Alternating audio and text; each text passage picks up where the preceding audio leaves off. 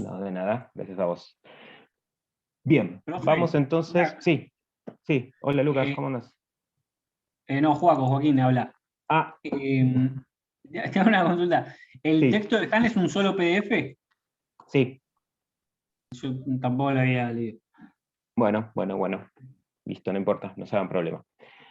Eh, Vamos entonces con los autores, les decía.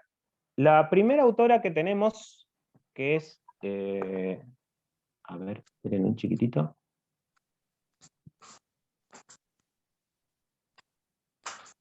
Ahí está. La primera autora que tenemos es Cristina Lucchini, ¿sí? Es socióloga de la Universidad de Buenos Aires. Bueno, ahí más o menos tenemos un poquito cuáles son con sus títulos: ciencias sociales, ciencias políticas. Y en realidad es coautora, pero este capítulo lo escribe ella, pero digamos que es coautora con Bubelo de el libro Economía, Sociedad y Formas de Organización en el siglo XX, que funcionaría como una especie de manual, podríamos decir. Ustedes habrán visto que es muy genérico, pero es bastante didáctico en torno a los distintos periodos de desarrollo justamente de la economía, de la sociedad. Intenta cruzar distintas variables a la hora de explicar un poco el siglo XX.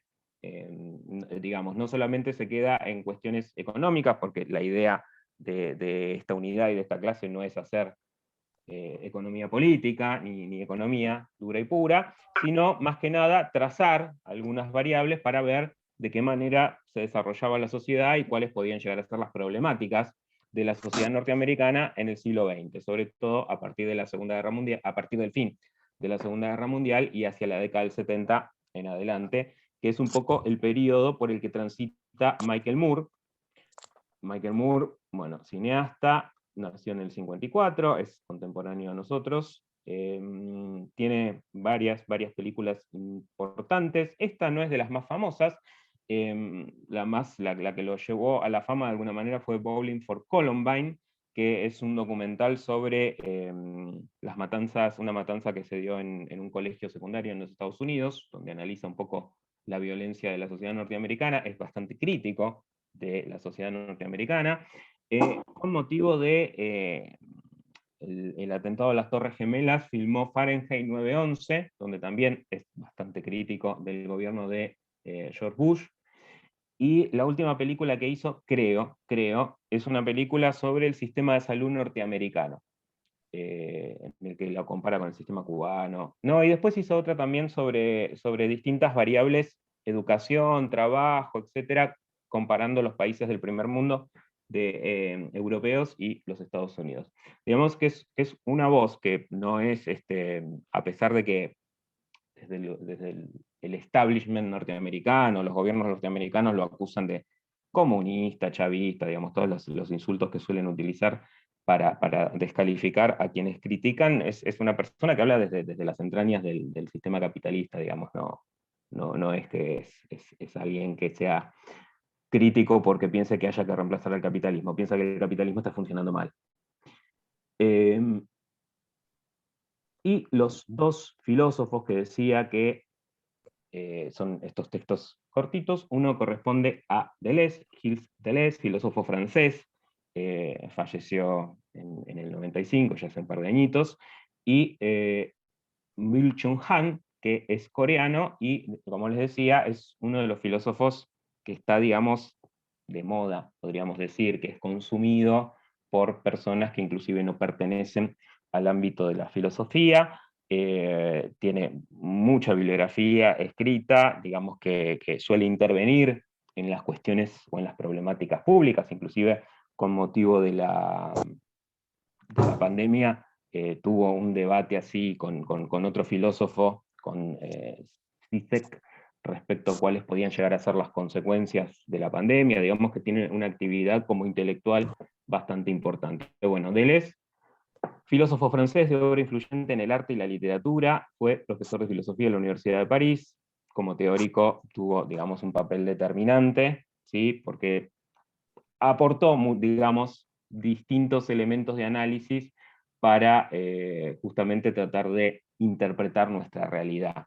El concepto de sociedad de control, por ejemplo, con el que vamos a trabajar, es un concepto que desarrolla a partir de la obra de otros filósofos.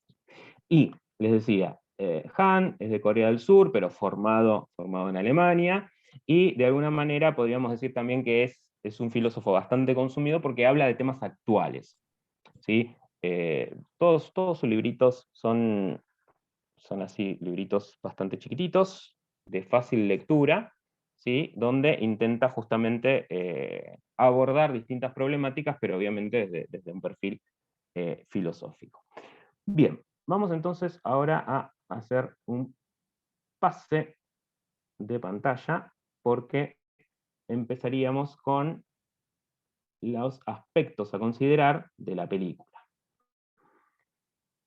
Vamos a ver. Yo les había cargado en la plataforma y les había dicho que los podían responder por escrito, si quieren lo hacemos de forma oral, como quieran, pero digamos, tener presente de la película estos ítems, estos aspectos, ¿sí? ¿Por qué? A ver, la película se filma en 2008 y yo diría que está atravesada por dos grandes ideas. En primer lugar, es una película que observa la coyuntura, ¿sí? ¿Se me escucha bien? Sí, sí. Sí. Ok, ok. No, porque veía que el video se estaba empezando a detener. Vamos a parar. Ahí está. Es una película que observa la coyuntura, en el sentido de que está filmada en el marco de la crisis inmobiliaria de 2008. Ustedes saben que la crisis del 2008 todavía hay resabios de ella, y con la pandemia, digamos que cartón lleno. Es una de las crisis más importantes del siglo XX, y muchos la comparan y dicen que ha superado, pero eso es un debate, a la crisis de 1930.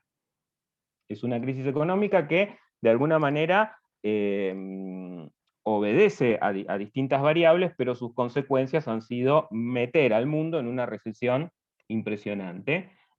Numerosos países han tenido que salir a salvar y auxiliar a bancos y a capitales financieros, como el caso de España, el caso mismo de los Estados Unidos. La película trata un poco de esto, cómo frente a la crisis los gobiernos terminan salvando a los que más tienen, y en definitiva también, desde el punto de vista de Michael Burr, a quienes generaron esa crisis. Entonces, les decía, por un lado tenemos esta descripción o esta mirada hacia lo que es la coyuntura, pero también está atravesado por otro objetivo la película, que es un poco más amplio y que tiene que ver con la descripción del sistema capitalista. ¿Sí? Yo creo que estos dos primeros puntos son de alguna manera los objetivos que se plantea Michael Moore. A ver, ir hacia la naturaleza del sistema capitalista, sobre todo en la etapa en la que nos toca vivir, en la que nos toca vivirlo, y por otro lado, analizar esta crisis también como una crisis que es producto justamente del sistema capitalista, ¿sí? De alguna manera, para poder analizarlo, tiene que hacer va por distintos estamentos o por distintos aspectos de la sociedad norteamericana, pero también tiene que hacer un poco de historia, porque lo que él se plantea es qué características tiene el sistema actual, de dónde venimos, de qué manera se impuso el otro sistema, esto pasó solo en los Estados Unidos, esto pasó a nivel mundial. Entonces, por ahí es que va transitando justamente esta descripción, como les decía, del sistema capitalista, pero partiendo desde el momento en el que está filmada la película, que es justamente la crisis del 2008. Como crítica, les puedo decir que el hecho de justamente tener esta mirada cortoplacista, o tener esta mirada de coyuntura, hace que quede muy pegado a la elección de Obama. ¿Sí? Hay una mirada bastante esperanzadora, inclusive podríamos decir hoy, ya con el paso de más de 10 años, inocente, al pensar que la elección de Obama podía llegar a modificar alguna situación estructural del sistema capitalista. Más allá de las buenas o malas intenciones que tenga Obama, lo cierto es que en los Estados Unidos hay otros factores de poder, además del presidente en la Casa Blanca. Lo vemos inclusive hoy por hoy con Biden, digamos, más allá de las medidas que tome Biden en el sentido contrarias o en el mismo sentido en el que gobernó su antecesor, Donald Trump. Hay factores de poder, como en cualquier sistema, que va a tratar de limitar al máximo esa posibilidad de reforma, de transformación, etcétera, sobre todo en el sentido de limitar ciertas injusticias, podríamos decir, propias del sistema, que tienen que ver justamente con lo estructural del sistema. A ver si alguien pudo pensar o pudo escribir, si quiere lo lee, ¿a qué hace referencia esta descripción del sistema capitalista? ¿De qué manera se describe al sistema capitalista en la película? ¿Con qué ideas se quedan?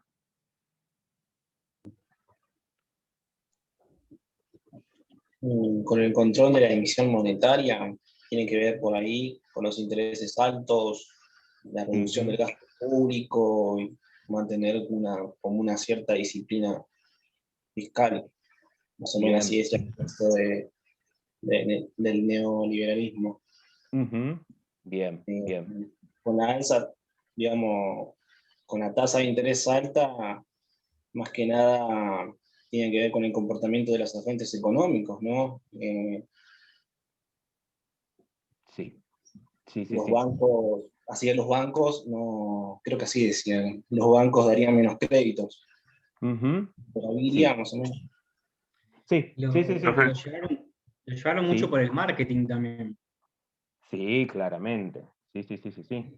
Totalmente. Referentes de la cultura general, del cine, que nada, llevaron adelante un país supuestamente. Totalmente. Sí, sí. A mí me quedó muy marcado el concepto que habla de la zanahoria como una ilusión de que todos podemos llegar a ser ricos, o sea, como que el sistema capitalismo es una oportunidad a hacerse rico, depende de vos, de tus capacidades, en teoría. Así lo definen. Sí, cuando yo vi la película, una de las primeras cosas por lo que me pareció buena y que valía la pena, era la manera gráfica en la que especificaba esto, digamos, que atraviesa un poco el pensamiento en el que se basan los que defienden justamente este sistema. Inclusive la llamada meritocracia, esto de que depende de uno y que si uno se esfuerza, digamos, el ejemplo de que, no sé si ya lo mencioné acá, o Disney, o Steve Jobs, etcétera, estas empresas monumentales que nacieron en un garage en los Estados Unidos, ahí por ahí perdido, y que gracias al esfuerzo, estas personas lograron superarse y hoy son quienes son, y esto corre para todos, digamos. Que parte de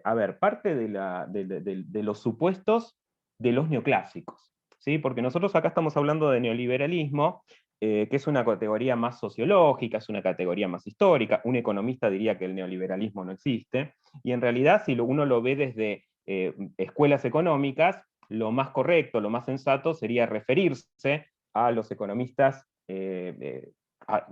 identificados con el liberalismo, con el marginalismo, que es su escuela económica, con el monetarismo.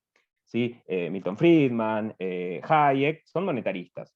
En realidad esa es la definición más clara. Y los neoclásicos, digamos, se hace referencia a Marshall, Walras, Pareto, digamos, todos economistas de fines del siglo XIX, principios del siglo XX, pero que partían de algo que es retomado por estos llamados neoliberales, que es justamente la abstracción de las variables económicas.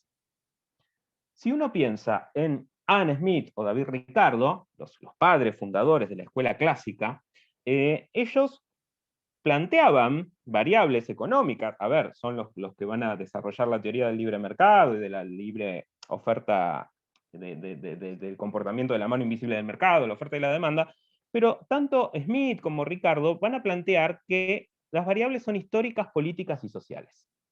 O sea, que las variables responden al contexto histórico, a la relación de fuerzas, que en ese sentido podríamos decir que comparten paradigma con Marx.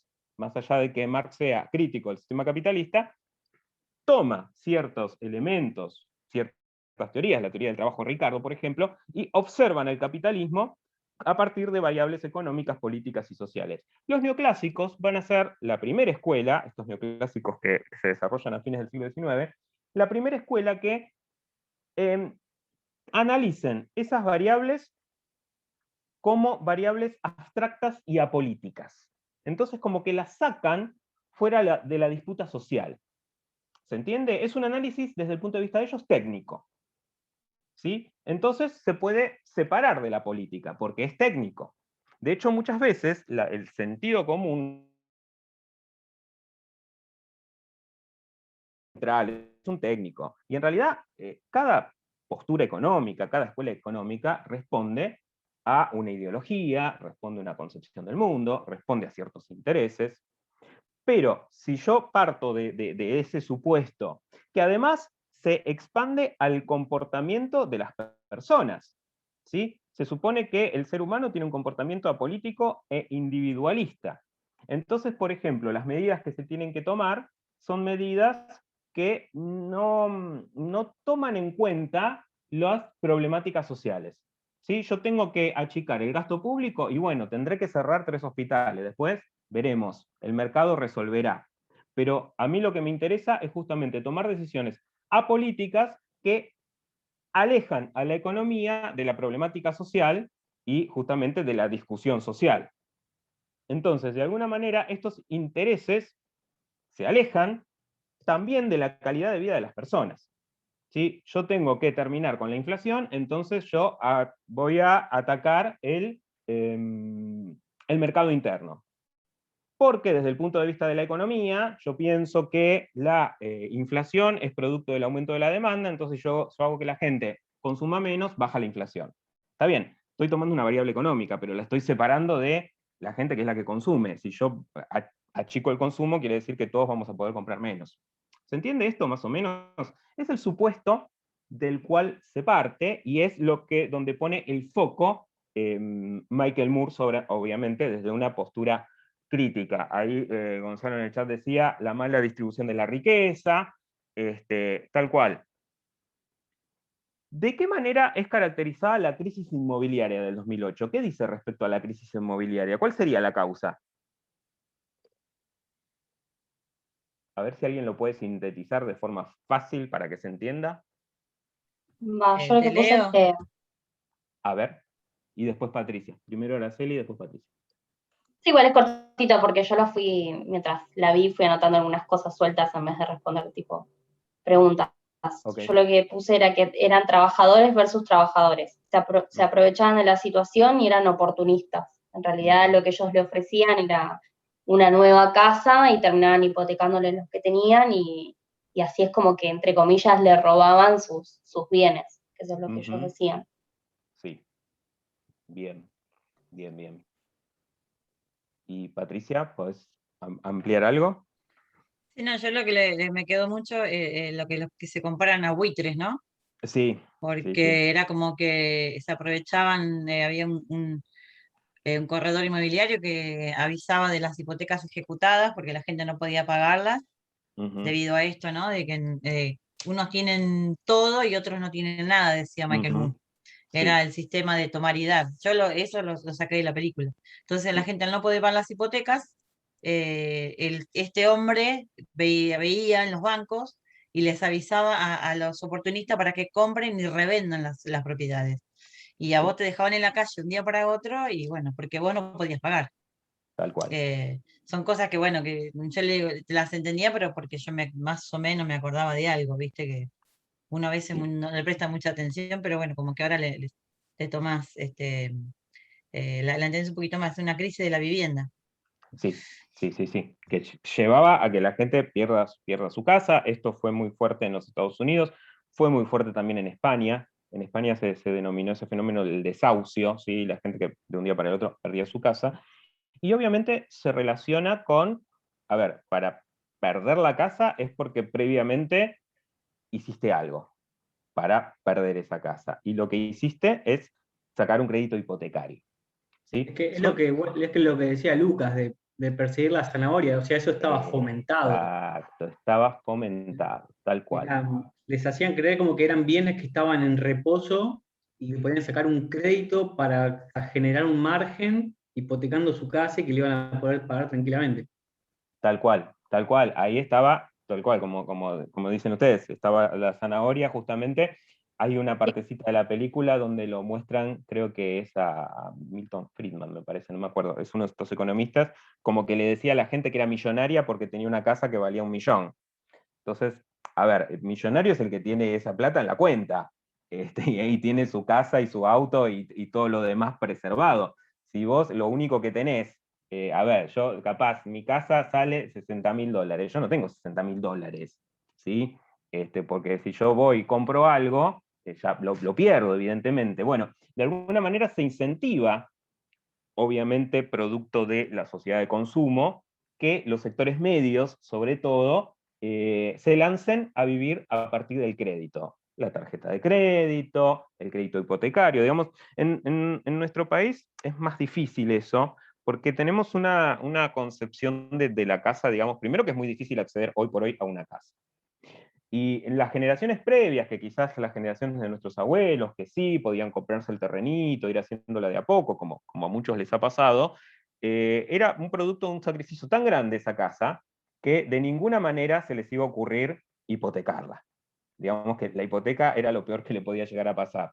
Pero en sociedades con otra idiosincrasia y además con otra estabilidad económica, esto es producto en parte de la famosa edad de oro del capitalismo. Estados Unidos, después de la salida de la Segunda Guerra Mundial, va a vivir una época de esplendor económico, donde el ascenso social era posible. ¿Sí? Entonces, esto te iba a preguntar, Fernando. sí. Esto viene de arrastre desde del estado de bienestar que leímos en el texto. Claro, O sea, se trajeron la deuda y la terminaron pagando los nietos, los hijos, y no lo podían pagar. Ahí está. Exactamente. Sí, sí. Profe. Sí. O sea que ellos hacían pedían un préstamo, hipotecaban su casa y no podían pagar más y por eso se quedaban en la calle. Claro, claro. En realidad, a lo largo de mucho tiempo, la situación había estado bastante estabilizada y entonces se manejaban las cuotas. Como muestra en el informe, está la famosa letra chica de los contratos, que en el momento en el que cambian las situaciones, en el que cambia la coyuntura económica, por decirlo de alguna manera, comienzan las cuotas a hacerse impagables, y de repente todo ese consumo del cual se disfrutó en base a esa hipoteca ya se fue, porque el consumo justamente tiene esa característica, no es eterno, la sociedad de consumo se basa justamente en un consumo constante, y quedaba la deuda, y la deuda se volvía impagable, y eso hacía que miles y miles de personas perdieran sus casas. Eso llevó inclusive a la quiebra de numerosas empresas. Ahí es donde también vemos cuál es el comportamiento del capital financiero. El capital financiero apunta, digamos, y de alguna manera apoya, impulsa justamente el libre mercado, la reducción al tope de las funciones del Estado. Sin embargo, frente a una situación de crisis, acudieron al Estado para que el Estado los salvara. Fíjense que Michael Moore ahí estaba charlando con los legisladores que tenían que aprobar un salvataje para determinados bancos, y finalmente se terminó aprobando. Y en España pasó lo mismo. Y esto no diferenció partidos políticos, porque en España el salvataje lo aprobó el Partido Socialista Español, y en Estados Unidos lo aprobó el Partido Republicano con Bush, pero después Obama también hizo un salvataje, digamos. De alguna manera es algo que es estructural, que me parece eso también lo importante, porque si no nos quedamos con que tal presidente es malo, tal presidente es bueno, y en realidad el sistema es el que funciona así porque hay un poder por detrás. Sintéticamente, como para avanzar un poquitito, y ya les doy la palabra a ustedes, el modelo económico tras la Segunda Guerra Mundial tiene que ver con lo que mencionaban ustedes, con el estado de bienestar, ¿sí? Que empieza a tomar forma, se termina de consolidar después de la Segunda Guerra Mundial, pero empieza a tomar forma antes de la Segunda Guerra Mundial con la crisis de 1930. ¿Sí? La crisis de 1930 justamente se da a partir de también una burbuja financiera, cae la bolsa en Wall Street. Esto lo vamos a detallar un poquitito más después por fuera de la película, con el otro PDF, pero digamos, esa crisis genera que todo el sistema entre en un parate, digamos, se interrumpe el comercio internacional, eso es lo que genera, entre otras cosas, que la crisis se expanda a todo el mundo. No por nada el golpe de Estado, el primer golpe de Estado en nuestro país se da en 1930, digamos, entra en crisis nuestro modelo agroexportador, es una crisis a nivel mundial. La crisis se genera desde el punto de vista de los economistas del momento porque no había ningún tipo de regulación. ¿Sí? Y esa burbuja especulativa tuvo lugar justamente porque las fuerzas del mercado actuaron libremente. Entonces, desde la teoría económica, John Keynes, en Gran Bretaña, y desde la economía práctica, desde la política económica, Franklin Delano Roosevelt, que es quien es elegido presidente en 1933 en los Estados Unidos, van a cambiar el paradigma de lo que se debe hacer en economía. Ahí nace el keynesianismo, ¿sí? Por eso puse keynesianismo y New Deal, porque tienen los mismos supuestos, le dan forma al estado de bienestar, pero corresponden a dos realidades distintas, ¿sí? El keynesianismo es una teoría económica, el New Deal es la política que implementa Franklin Delano Roosevelt en todas sus presidencias y que luego va a ser continuada, y que tiene que ver justamente con esta idea de que el Estado tiene que empezar a intervenir en la economía, para regular las variables, para evitar que pasen estas cuestiones, porque de repente Estados Unidos se va a llenar de desempleados porque las empresas quebraron. Entonces, de alguna manera, a lo que apuesta el keynesianismo es a incentivar la demanda agregada, a que crezca el mercado interno. Entonces, si yo tengo desocupados, les voy a pagar un subsidio de desempleo. ¿Por qué? Porque ese desocupado va a tener plata para poder ir a comprar. Y si va a comprar, va a incentivar la producción y va a incentivar a los comercios, y de alguna manera eso va a dar vuelta al círculo vicioso que se había generado antes con la quiebra y el desempleo. Porque si yo tengo una quiebra, queda gente en la calle desempleadas, esa gente desempleada no consume, por ende las fábricas venden menos, por ende los comercios cierran, hay más gente que tiene problemas económicos, y entonces de alguna manera la forma de romper ese círculo vicioso es justamente invirtiendo la tendencia, es lo que va a decir Keynes, es lo que lleva adelante Roosevelt. Obviamente que a estos planteos le van a venir, en Estados Unidos, ¿no? Le van a venir muy bien las consecuencias de la Segunda Guerra Mundial. Primero, porque Estados Unidos es vencedor. En segundo lugar, y lo dice muy claramente la película, porque sus competidores estaban destruidos, Alemania y Japón principalmente. Y en tercer lugar, porque la guerra, hay un filósofo argentino que decía que la guerra es un gran acto de irracionalidad. Decía, la guerra es como que usted en su casa se ponga a romper todo. Una vez que termina la guerra, queda todo roto. Entonces hay que reconstruir. Bueno, esa reconstrucción va a incentivar una demanda inmensa. Estados Unidos va a impulsar la reconstrucción de Europa con el Plan Marshall, y además se va a convertir en el principal proveedor de toda una serie de bienes y de servicios también, que van a colocar a la industria en una situación mucho mejor a la que tenía previo a la Segunda Guerra Mundial.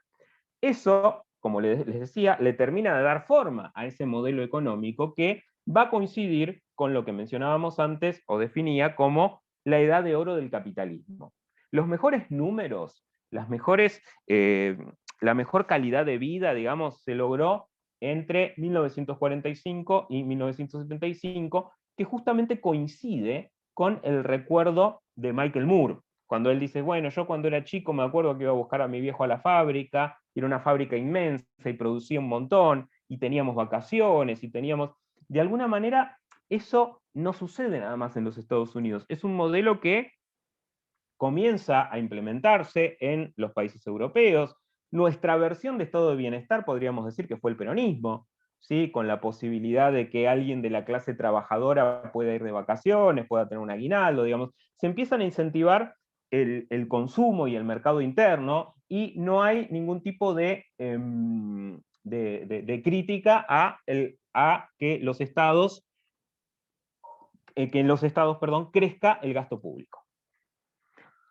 Esa situación, entonces, se ve en índices económicos, llegamos a una situación de pleno empleo, llegamos a una situación en la cual hay una producción en alza todo el tiempo, hay un consumo, es la típica sociedad de consumo norteamericana, pero además también lo vemos en la vivencia de todos los días de las personas, la posibilidad del ascenso social, que de alguna manera él contrasta esta realidad con la situación de o los pilotos o los empleados de, creo que era de Walmart, o también con esta situación de los seguros de vida, ¿sí?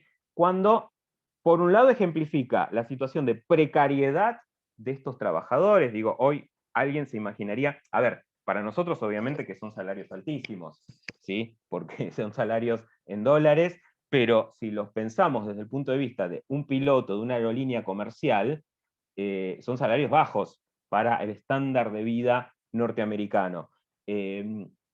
La problemática de los trabajadores de Walmart, les decía, y también esta cuestión de la especulación, ¿sí? El tema de que es casi una estafa, en la cual vos laburás en un lugar, te sacan un seguro de vida y no lo cobra tu familia, sino que se lo queda tu empleador. Digamos, todo esto es posible en base, y hay una imagen que me parece muy gráfica, juro que la busqué para ver si la podía compartir, pero no la encontré, y deteniendo la pantalla salía mal, que es cuando muestra esa tapa de revista donde están todos estos economistas con una sierra como dándole a las regulaciones estatales, ¿sí? Bajo el argumento de la libertad y de reducir el poder despótico del Estado, a lo que apuntaban era justamente a reducir el rol del Estado en tanto contralor, en tanto organismo o instituciones que ejercen el control y que podrían llegar a evitar esto. ¿Sí? Al desregular todo, al fomentar la libertad absoluta, lo que se termina generando es que en el mercado, quien más poder tenga, pueda imponer sus condiciones. De alguna manera, el argumento de los keynesianos para establecer o para decir que el Estado tiene que tener un rol activo es justamente que el Estado es equiparador, por decirlo de alguna manera, que apuntaría a que, a ver, de repente, hoy por hoy está en discusión el tema del impuesto a los más ricos.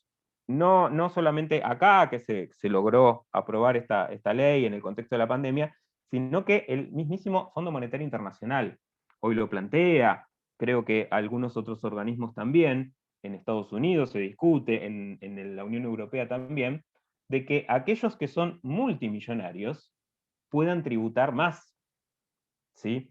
El ejemplo, digamos, esto lo dijo Bernie Sanders, que aparece en la película y que tuvo un rol protagónico en la última campaña presidencial, hoy por hoy, digamos, forma parte del gobierno, entre comillas, de Biden, en algún momento dijo que la existencia de multimillonarios en el sistema, lo único que demuestra es la injusticia del sistema, porque si hay alguien que tiene toda esa cantidad de dinero, es porque está mal distribuida. No que exista alguien que tenga plata, ¿sí? Porque estamos en un sistema en el cual es legítima la propiedad privada y uno tiene derecho a vivir bien. El tema son estas personas que tienen asegurada la subsistencia de 4 generaciones viviendo con un gasto excesivamente alto. ¿Sí? Son los multimillonarios, sí. Estamos hablando ahora no del impuesto a la ganancia, del impuesto a las altas riquezas. A las altas riquezas, sí. Por eso lo quise separar del impuesto a las ganancias. No, el impuesto a los grandes capitales. ¿Sí? Porque en definitiva, vuelvo a decir, cuando uno observa la distribución de la riqueza a nivel mundial, no tengo cifras actuales, pero en determinado momento, un par de personas, las personas más ricas del mundo, me imagino que Elon Musk, Bill Gates, etcétera, es como que tienen el PBI de los países más pobres del mundo en su poder. Hay gente que vive con menos de $1 a la semana en países pobres como África, como países africanos o como Haití en nuestra América. Entonces, de alguna manera, la existencia de esas grandes fortunas, vuelvo a decir, no la fortuna de alguien que tiene una empresa, no la fortuna del dueño de una automotriz. Estas mega fortunas existen, entre otras cuestiones, porque hubo un proceso de desregulación que le dio vía libre a la posibilidad de la acumulación y, en definitiva, si hay un reparto de la riqueza, a la posibilidad de que cierto dinero vaya para un lado y no para el otro. ¿Sí? Fíjense que cuando hace un repaso de la gestión de Reagan, hace referencia a que Reagan desgrava a las grandes fortunas, que es lo que quiere corregir Biden. Desde Reagan hasta acá, ningún presidente norteamericano grabó a los millonarios, que antes estaban grabados, y por eso no es que se hicieron pobres, tenían un muy buen pasar económico, pero de alguna manera los fundamentos del modelo económico, llamémoslo neoliberal, que va a ser impulsado principalmente por Reagan en los Estados Unidos y por Thatcher, es justamente el individualismo, ¿sí? Lo que decíamos antes, es la concepción individualista de la persona y la interpretación apolítica de la economía. Entonces son números, eso permite dar paso a las teorías justificativas, por decirlo de alguna manera, y haciendo referencia a Jauretche o a Gramsci, con el concepto de hegemonía, digo, la gente tiene que apoyar a este sistema, de alguna manera. Entonces una forma de apoyarla es con la meritocracia, y decir, bueno, si vos te esforzás vas a llegar. Otra forma de apoyo tiene que ver justamente con el apuntar a la crítica a las redes de solidaridad y asociar la posibilidad de la empatía o de la solidaridad con el comunismo. Entonces, todo aquello que no es ultra individualismo termina siendo comunista. Esto era muy útil, sobre todo en el tiempo de la Guerra Fría, cuando todavía la amenaza de la Unión Soviética existía, digamos que Reagan, Thatcher, etcétera, podían decir, nosotros estamos acá, defendemos la libertad, del otro lado está el comunismo. Cuando cae el comunismo, cuando implosiona la Unión Soviética, y lo que queda del comunismo, digamos, es China, que se parece bastante poco a un sistema comunista, y países pequeños, Corea del Norte, Cuba, digamos que no son potencia, ahí, de alguna manera, se pensó en una especie de discurso único y posibilidad de que de repente se termine imponiendo el sistema económico capitalista y ya no haya discusión en torno a ello. Pero, de repente, ese sistema generó situaciones de desigualdad social, generó crisis económicas que van a hacer que vuelva a buscarse algún tipo de fantasma para asociar cualquier crítica a este sistema nuevamente con la idea de socialismo, comunismo, etcétera, etcétera. Sin ir más lejos, y pongo el ejemplo porque todavía no se sabe quién ganó. En Perú hubo elecciones presidenciales muy, muy peleaditas entre la hija de Fujimori. Fujimori es una especie de Menem peruano, y Castillo, que fue la gran sorpresa, digamos, una persona que proviene de la izquierda, un docente, pero que nadie pensaba que podía llegar a la segunda vuelta. Y la campaña se montó en dos grandes fantasmas. Castillo, obviamente, diciendo que Fujimori era su padre, y que iba a hacer lo mismo que había hecho su padre. Pero Fujimori asociando a Castillo con el comunismo, ¿sí? Diciendo que iba a terminar con la libertad económica, con la libertad de la gente, que iba a expropiar, bueno, etcétera, etcétera, etcétera. Entonces, de alguna manera, en estos momentos, hablo de Reagan y Thatcher, la Guerra Fría fue muy útil, porque justamente el fantasma del comunismo estaba del otro lado, y fíjense cómo la desregulación financiera, ahí que lo tenemos como uno de los últimos puntos, que se lleva adelante en la década del 90, termina justamente consolidando este modelo que además se convirtió casi en sentido común en todo el mundo. Los organismos internacionales de crédito, los distintos países, digamos, impulsan como una cuestión de sentido común el achicamiento del Estado, el recorte del gasto público, e inclusive movimientos tradicionalmente opuestos a esto, terminaron aceptándolo. La socialdemocracia europea, partidos de centro-izquierda de Europa, el Partido Laborista Británico, Partido Socialista Español, el Partido Socialista Francés, con más reticencia, pero lo hizo. Acá, en la Argentina, tenemos el ejemplo por excelencia, que es el menemismo, digamos. El menemismo, Carlos Menem, proveniendo del Partido Justicialista, el partido que justamente hizo del Estado una bandera, termina llevando adelante un proceso de privatización bestial, y es nuestra versión de las políticas neoliberales que, bueno, llevaron de alguna manera al estallido del 2001. ¿Sí? La continuidad de las políticas entre Menem y de la Rúa, digamos, la figura de Cavallo como figura clave, termina generando el estallido y la crisis del 2001. Bien, vamos a parar un poquitito con la película para meternos, ya que estamos hablando del capitalismo, les decía en el otro PDF. ¿Hasta acá hay alguna duda, alguna pregunta? Profe, yo tengo una duda. Sí. En la película mostraban que había fallecido un empleado en Walmart. Sí.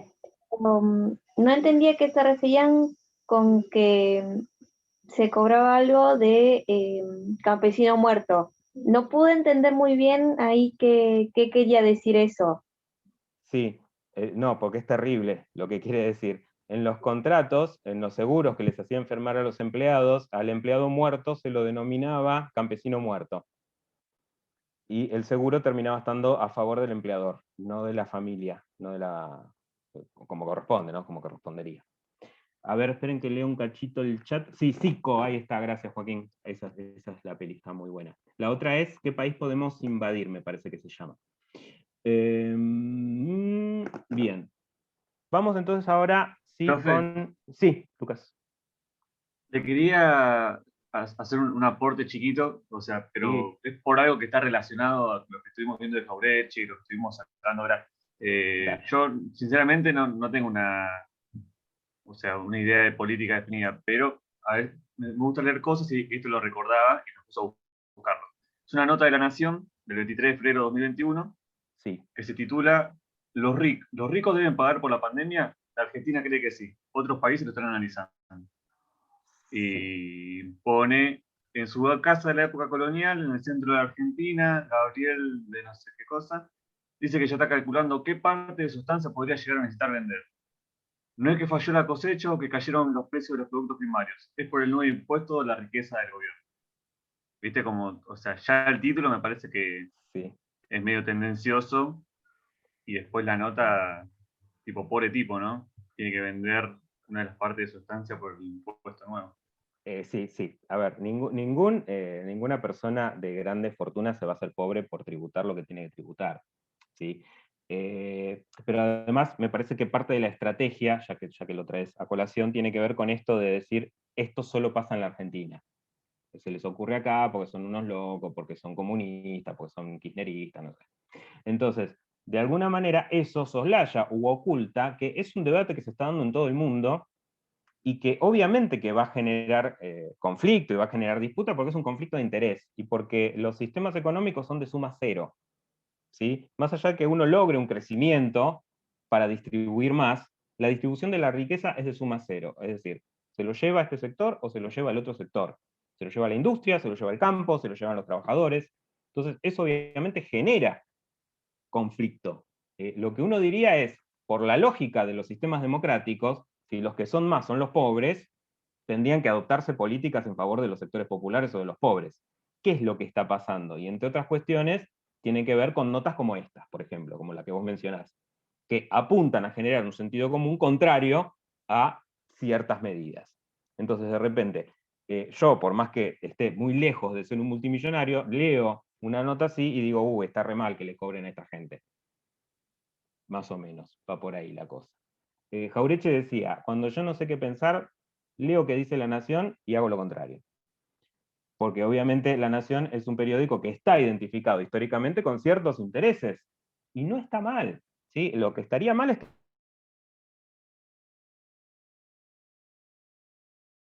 Pero lo cierto es que, a ver, te lo estoy diciendo hoy que es el Día del Periodista. Todo periodista tiene su ideología, tiene su formación y defiende su interés. ¿Sí? Está buenísimo que te lo digan. Y que te digan, mira, yo pienso así, yo digo esto, por eso te voy a analizar esta noticia de esta manera. El problema cuando te dicen, esto es la verdad, esto es objetivo. Nadie puede ser objetivo, menos tratándose de cuestiones sociales. Bien, vamos con el capitalismo, el sistema capitalista, el desarrollo del capitalismo a lo largo del siglo XX. A pesar de que dice siglo XX, comencé en 1873 porque la idea es tomar la primera etapa, que es la llamada etapa liberal, por decirlo de alguna manera, es lo que le va a dar nombre justamente a la etapa neoliberal que se inicia a partir de 1975. La etapa liberal va a iniciarse, podríamos decir, comienza antes, pero digamos tiene un hito importante con la crisis económica internacional. La crisis de 1873 es la primera gran crisis del capitalismo. Como ven, el capitalismo tiene crisis recurrentes en el 73, en el 29, luego en el 73, pero ya del siglo XX, luego en fines de los 80, pero digamos la del 2008 es la fuerte de alguna manera. Son crisis recurrentes que, explicado desde un análisis marxista, podríamos decir que tienen que ver con la caída de la tasa de ganancia. ¿Por qué digo desde el punto de vista marxista? Porque Marx elaboró una ley que se llamaba la caída tendencial, existe una ley para el funcionamiento del capitalismo desde el punto de vista de Marx, que es la caída tendencial de la tasa de ganancia.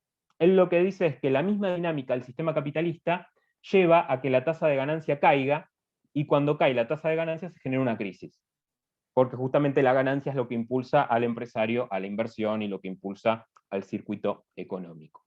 Tanto la crisis del 73 como la de 1929, estas dos crisis internacionales, tienen que ver con que la demanda no llegaba a absorber todo lo que producía la oferta. Había un desajuste entre la oferta y la demanda.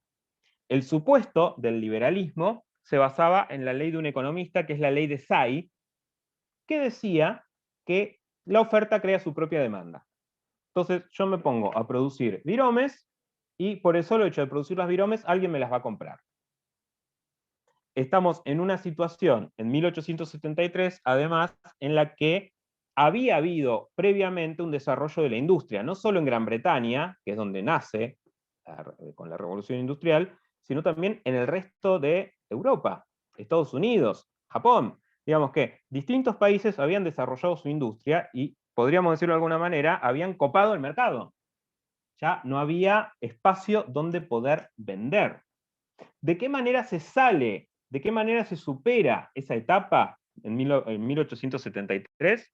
Con el monopolio, con el proteccionismo y con el imperialismo.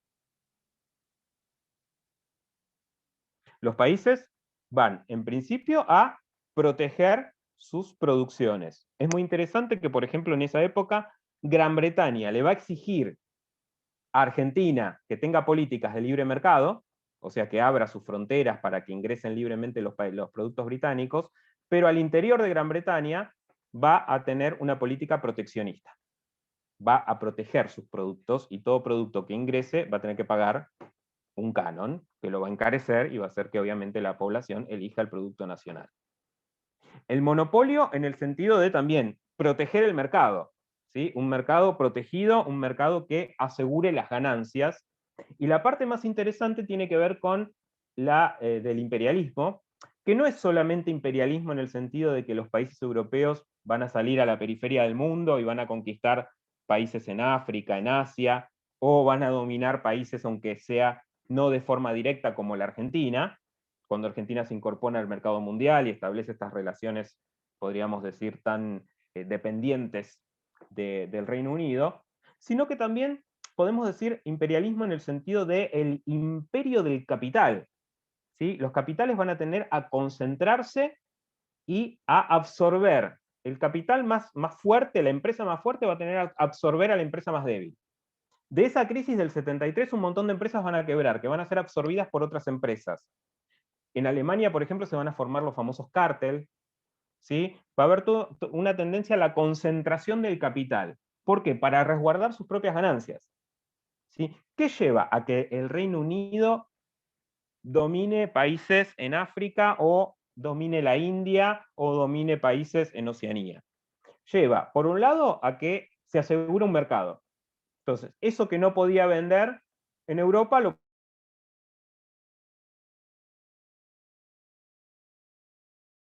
más se asegura el abastecimiento de materia prima.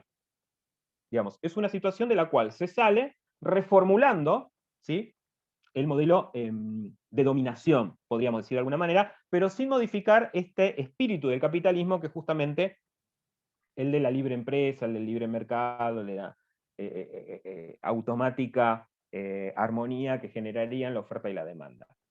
En 1930 vuelve a pasar lo mismo.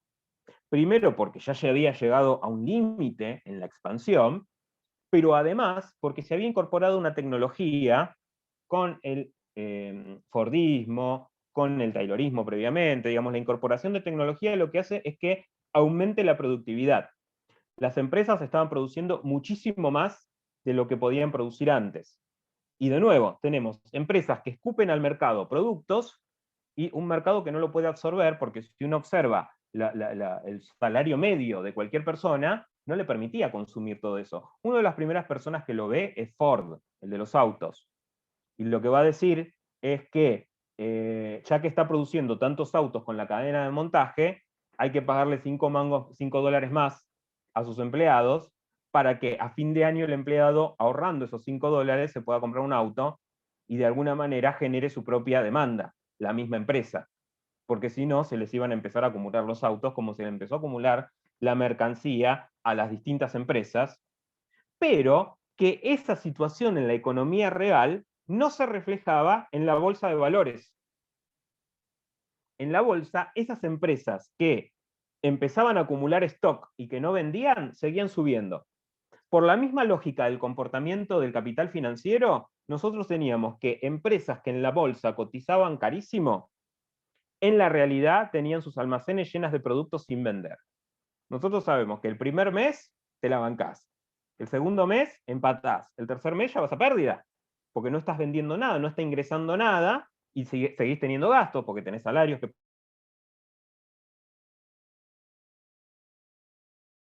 tenés alquiler, etc. Entonces, esa situación lleva a que en 1929, en octubre, el famoso Jueves Negro de octubre, explota la bolsa, porque... Profe, Sí. es como que se corta, no sé si es mi compu nomás o el de todo. Sí, algún momento No, se a mí corta. también se A mí también se me sí, corta. pensé que era mi compu. Pensé que era la mía. Avisen, esperen que corto el video. Para mí es cuando hay video. Ahí retomo entonces. Esa situación se choca con la realidad, esa situación de burbuja especulativa, se choca con la realidad y de repente cuando se empieza a conocer la situación real de las distintas empresas, la gente se quiere empezar a deshacer de las acciones, obviamente, porque si tenés acciones de una empresa que no está vendiendo nada, no vas a ganar nada, vas a ir a pérdida. Esa sobreoferta de acciones lleva a que el valor de las acciones siga cayendo.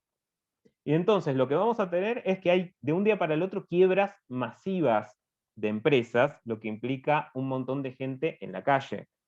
Empresarios que se suicidan, digamos, una situación bastante catastrófica que en esos momentos el gobierno republicano va a intentar no meterse, no intervenir en la economía por este mismo precepto de que la mano invisible del mercado lo iba a acomodar y lo iba a arreglar. Entonces vemos que en ese periodo de tiempo, entre el 30 y el 33, hay un alza de la desocupación por las masivas pérdidas, por las masivas quiebras de las empresas, y eso se expande a todo el mundo. Por eso decimos que es una crisis económica internacional. Se expande a todo el mundo al nivel de que, como les decía, llega a la Argentina, se interrumpe el comercio con Gran Bretaña, es decir, entra en crisis el modelo agroexportador. La primera villa de emergencia nace en 1930 en nuestro país, en Retiro, la Villa 31 nace en esos años, bajo el nombre de Villa Desocupación, porque ahí se iban a vivir las personas que se quedaban sin laburo. Entonces, de alguna manera, a esa situación se le va a empezar a revertir a partir de los planteos económicos de Keynes y de la política económica que va a implementar Roosevelt, que obviamente tiene puntos de contactos con Keynes, y que él va a denominar Roosevelt el New Deal o Nuevo Acuerdo. Básicamente era darle un rol activo al Estado. Entonces, si tenía contingentes de personas desocupadas, le empiezo a pagar un subsidio de desempleo para que con ese dinero pueda ir al mercado y pueda comprar y el tipo del mercado no me cierre. Y además, si consumen con ese subsidio, es posible que se sostenga la demanda de determinados productos y la persona que está fabricando eso no me cierre la fábrica. Y de alguna manera, cuando la coyuntura económica empieza a retomar, se empiecen a abrir puestos de trabajo y de alguna manera, como les decía antes, se le dé vuelta a ese círculo vicioso de desocupación, recesión, crisis, etcétera, etcétera, etcétera.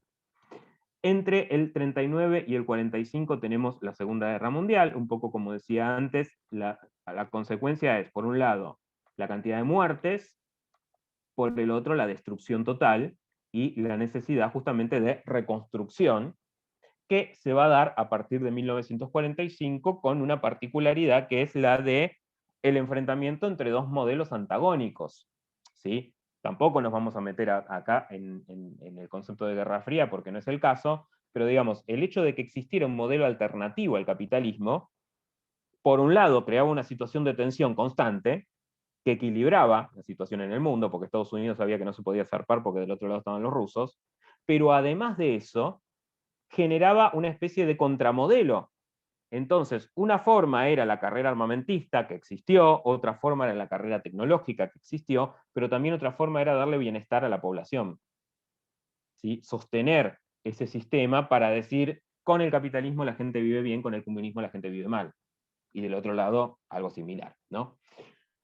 Esa edad de oro del capitalismo a la que hace referencia Michael Moore, vuelvo a decir, cuando él menciona que de chico se podía ir de vacaciones y la gente podía consumir, etcétera, etcétera, etcétera, y había impuestos contra los ricos que pagaban los ricos, pero que digamos eso no generaba la quiebra de ningún multimillonario, entra en crisis con la crisis de 1973.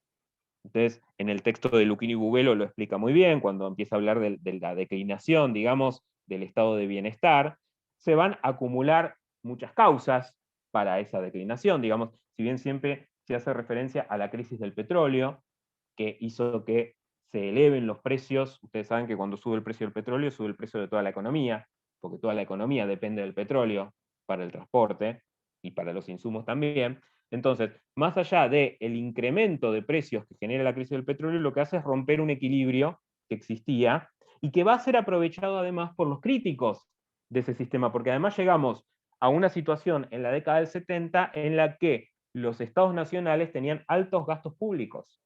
Había situación de déficit, obviamente, porque se gastaba más de lo que se recaudaba. Además se va a poner en duda el liderazgo hegemónico de los Estados Unidos. Estados Unidos pierde la guerra de Vietnam, no se sabía que en poco tiempo la Unión Soviética iba a colapsar, entonces se pensaba que la Unión Soviética seguía siendo una amenaza importante. En Medio Oriente, bueno, la crisis justamente entre árabes e israelíes genera la crisis del petróleo, que lleva a que los países productores de petróleo le suban el precio al petróleo. Entonces, toda una serie de causas va a llevar a un, podríamos decir, reformateo del sistema. Además, a pleno empleo no solamente garantizaba el consumo, ¿sí?, que para los economistas monetaristas generaba inflación, sino que además le daba mucho poder a los sindicatos. ¿Por qué? Porque si yo tengo pleno empleo, en primer lugar, el empleador no me puede decir, bueno, si no te gusta andate porque contrato a otro, porque le va a costar más contratar a otro, sino que además los sindicatos van a tener un poder de negociación mucho mayor, porque ustedes saben que los sindicatos se van a financiar con el aporte de los trabajadores. Si yo tengo mucha desocupación, el sindicato se debilita porque no tiene quien aporte, no tienen poder económico para ir a presionar a la patronal, por decirlo de alguna manera. Entonces, disputa de poder, de lucha de poder, de debilidad del Estado, que como les decía, va a ser aprovechado. Hay una socióloga que se llama Naomi Klein. Esperen que conecto un toquecito el video y ahora lo paro, porque quiero que vean este libro. A ver si va la cámara. Bueno, no. Acá está. Se llama Naomi Klein y el libro es La doctrina del shock. Es bastante conocido, es una socióloga norteamericana. El auge del capitalismo del desastre, que su tesis o su teoría es que para poder implementar reformas que ataquen el poder de negociación de los sectores trabajadores o ataquen el poder de consumo de los sectores populares, previamente se tuvo que hacer un shock. Tuvo que haber un shock, tuvo que haber una crisis, una desestabilización, que generó miedo en la población y que hizo que la población acepte las nuevas condiciones. ¿Sí? Ella lo va a justificar esto con que en los primeros países donde se implementan recetas neoliberales, en realidad no es ni en Estados Unidos ni en Gran Bretaña, sino que es en los países sudamericanos, en Argentina y en Chile. Tenemos ese extraño privilegio con las dictaduras militares de Pinochet y de Videla. Tras esos golpes de Estado, en Chile sobre todo, con la amenaza del comunismo de la mano del gobierno de Salvador Allende, va a hacer que la población diga, bueno, antes de que tener un gobierno comunista, aceptamos estas reformas, y acá un poco parecido, pero por el lado del peronismo, digo, después que derrocan a Isabel Perón, se implementan políticas de corte neoliberal, incentivadas sobre todo por economistas provenientes de la Universidad de Chicago, que es la universidad, digamos, el centro de ideas de esta escuela marginalista. Volvamos un poquitito para atrás, acá tenemos el texto más importante de Keynes, la teoría general de la ocupación, el interés y el dinero. Keynes vivió entre el 83 y el 46 del siglo pasado, fue un economista británico, indicó que la causa de la crisis era la insuficiencia de la demanda debida a la creciente propensión al ahorro en las sociedades desarrolladas. En su opinión, la debilidad del consumo privado y el desempleo solo podían solucionarse incrementando el gasto público en periodos de recesión, haciendo que el Estado incurriera en déficit para crear demanda adicional. Y acá tenemos una fotito de Roosevelt, que fue presidente de los Estados Unidos entre el 33 y el 45. Después de la muerte de Roosevelt, los norteamericanos cambian la constitución y le hacen la famosa enmienda donde establecen que solo se puede tener 2 periodos, porque eran casi Roosevelt dependiente en el periodo de la guerra, es quien comandó, digamos, la participación de Estados Unidos en la Segunda Guerra Mundial. Murió un poquito antes de que finalice la guerra, lo sucedió su vicepresidente, Harry Truman. Impulsó el programa político conocido como New Deal o Nuevo Acuerdo, que aplicó de forma intuitiva las recetas de política económica que en los mismos años teorizó Keynes. Promovió la intervención del Estado para sacar a la economía del estancamiento y para paliar los efectos sociales de la crisis. Esto va a ser dado por una vuelta de página abrupta por estas 2 personas. Ronald Reagan fue presidente de los Estados Unidos entre 1981 y 1989. Tras una breve experiencia en la radio, fue actor de cine y presentador de la televisión antes de dedicarse a la política, cuando en los 60 ingresó al Partido Republicano. Como presidente impulsó un programa de revolución conservadora, así se denomina, digamos, por más que parezca una contradicción, que entroncaba bien con los vientos que alentaba el gobierno de Margaret Thatcher. Había sido elegida un año antes en Gran Bretaña, en el Reino Unido, y esto lleva a, por un lado, la globalización, ¿sí? La globalización se va a imponer bajo estas ideas, a el llamado consenso de Washington, que es un acuerdo en el que los países, digamos, justamente acuerdan que estas van a ser las recetas para implementar en política económica, y tenemos una imagen de la implementación de estos programas acá en América del Sur, de la mano de las dictaduras de Pinochet y Videla en los años 70, pero luego en Argentina de manera muy fuerte, no solo en la Argentina, digamos, en Brasil con Fernando Collor de Mello, en Perú con Fujimori, en Bolivia, en Paraguay, digamos, en Chile con Pinochet, pero luego con la continuidad democrática, que van a tomar los planteos, digamos, de esta revolución conservadora como programas propios de gobierno. De hecho, en nuestro país hay una continuidad, inclusive entre el gobierno de Carlos Menem y Fernando de la Rúa, hasta, como les decía, la llamada crisis del 2001, el estallido del 2001, cuando una de las consecuencias de este estallido es no solamente la crisis del sistema de partidos políticos que existía hasta el momento, sino también la salida de la ley de convertibilidad. Digamos que en Argentina sinónimo de neoliberalismo es la ley de convertibilidad de 1991, impulsada por Domingo Cavallo, como decía, ministro de Menem, pero también ministro de la Rúa, que impulsó la cotización del peso en paridad con el dólar, el llamado 1 a 1, que va a formatear a nuestra década del 90, nuestro ingreso a la globalización y al neoliberalismo, tiene que ver con una política monetaria, propia justamente de los planteos económicos de los monetaristas. ¿Alguna duda, alguna pregunta? No, por ahora. Bueno, bien. Vamos entonces, así, sin solución de continuidad, a las preguntas que les preparé, para ahora sí ya darles un ratito para que puedan trabajar con los textos. Si quieren, hoy en vez de 1 hora, les doy un poquito más de 1 hora.